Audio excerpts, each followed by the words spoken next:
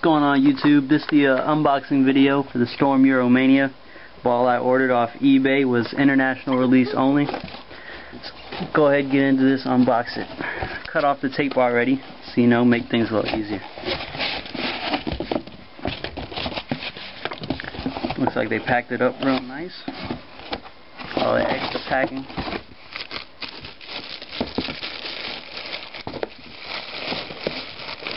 Here we got clear bag over here.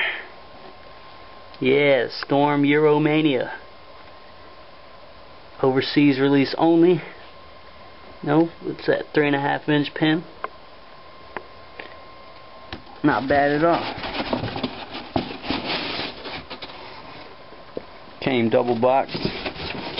Let's see where they got the information at. Euromania. Licorice fragrance. That 2.84 top weight, pin placement, you know.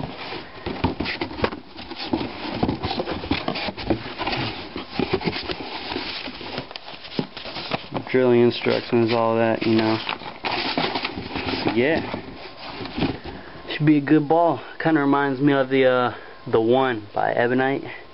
Yeah. Alright, YouTube. Get a review of this ball up once we get it drilled.